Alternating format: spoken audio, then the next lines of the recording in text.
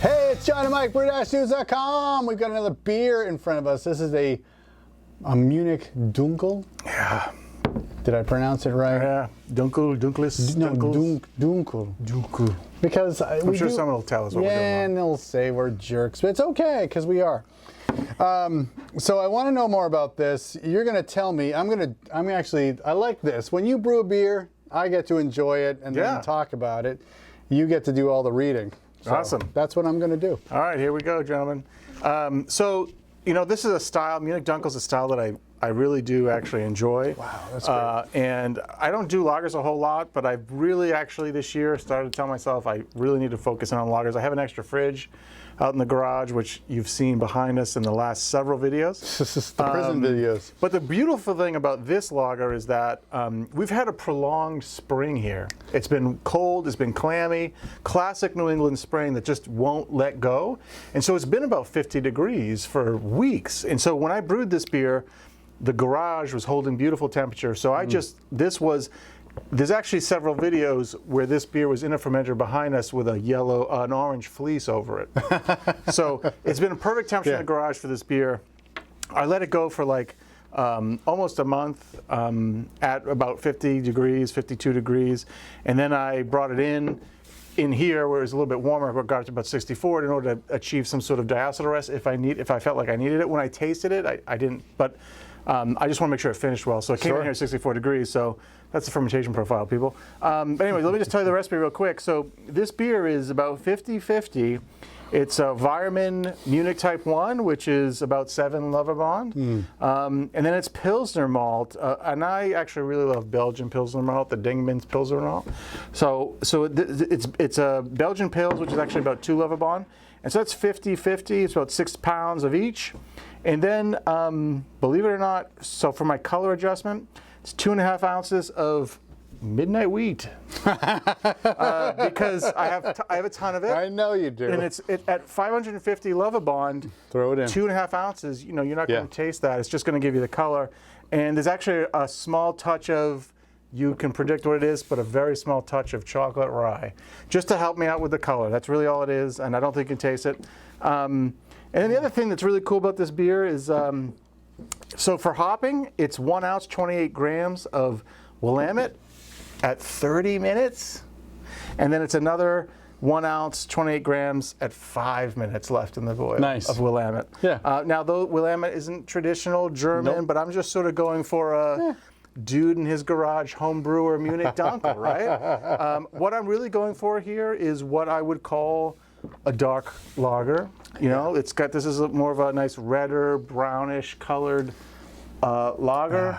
I wanted something that had a lot of Munich malt character, was bready, but I also wanted that lager clean, clear. So I also used the dry Saf lager German ale lager yeast from Fermentis, the S189. So earlier last year I was playing with the 3470 version, but this time I used the 189 because I wanted to try it, and I'm actually totally digging this yeast. Totally digging this yeast. Yeah, because I think we had some issues with the 34s. Everybody's got their preference. Sure. This one is singing to me. So this is German lager yeast. It's clean. Starting gravity in this beer was 1061, and it finished at like 1009. It was dry, it's nice, right? A little stronger than what a Munich Dunkel should be, but who cares when it tastes as good as it does? At least that's my opinion.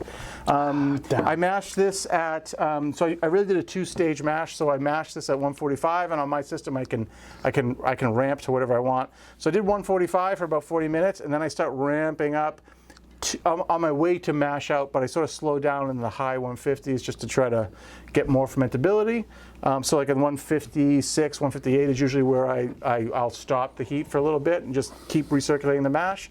And then I let it go to mash out at 168. So it's sort of step mash, but my system, it's direct fire mash done with recirculation. So we'll call it a ramp mash, okay? Because that's really what it is. But it worked here for me, and it's great. And I just did 1 package of the yeast. Yeah. So it's not like I didn't do 2, whatever. That's great. And I didn't rehydrate. I just sprinkled it on top, and I said, go to it, my friends. And what was the starting gravity again? Sorry. 1061. Whoa. Okay. Yeah. And my efficiency was much higher than I expected it to be. Yes, I think you did a great job. Yeah. Okay. So we'll just. Oh, I'm sorry. 1053. No, because this is my Beersmith sheet, and Beersmith overestimates for me. Okay. So it's about 1053, 1054 SG, which is good because that way it's not super strong. Right. I was going to say like 1053. 1061. Yeah. But I still finish at 1009. 1009. Yeah, that's a different thing. Yep. All right. So to start off with, I'll just say these 3 words: Breakfast of Champions. Okay.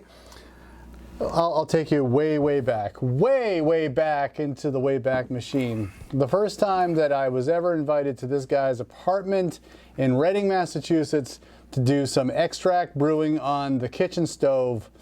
You know, you take the extract that comes out of the can. Yep. And you say to yourself, wow, that takes me back to the breakfast cereal Wheaties.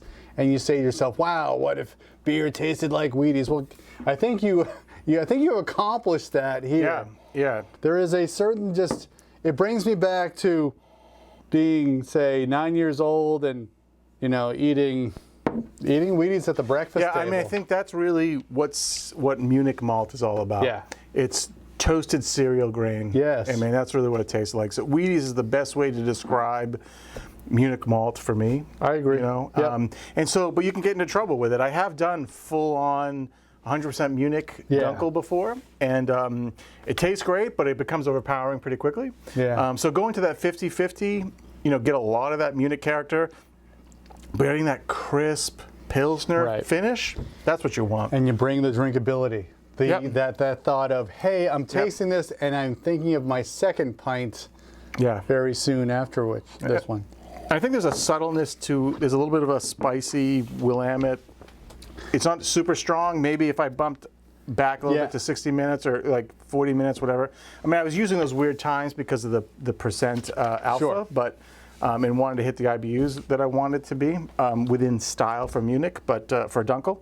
But it works. I mean, I think this came out great. Yes, I agree. Would you want it to be a little spicier on the hop finish? If anything, I would just play with the variety. Like I think substituting in like Tettnang or Mittelfrüh would really make you go, wow, this is German, right? This is really there. But to be fair too, the Willamette, it's working here. Yeah, it's great. I agree. It's great. You know? I think the other thing that cannot be denied is the clean lager finish that this beer has. There is no flaw in the aftertaste. There is nothing. It's clean. I'm completely blown away. Yeah. Okay, good. Like this is the best lager that I've ever brewed, and I haven't brewed a ton of them. I want to brew more of them.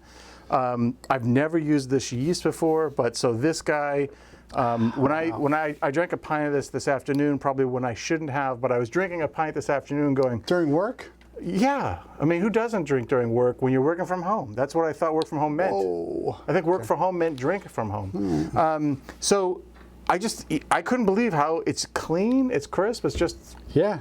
No, it's drinkability. As a lager, yes, it's absolutely drinkable and dries. The finish is dry and is refreshing. You know, it has a powerful malt flavor, but it doesn't overwhelm in its maltiness. Like it doesn't linger. Yeah. You know, it's not like a clingy malt flavor.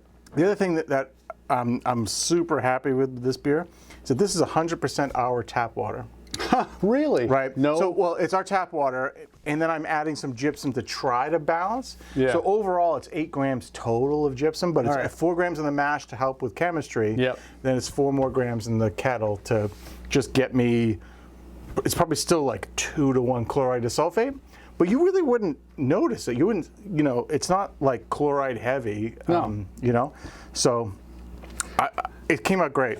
The cool thing for me is that because of how I just had a good feeling about this beer, is that I took the cake from the fermentation and I reserved half of it, and now I've got a 100% Pilsner beer with Hallertau Mittelfrüh.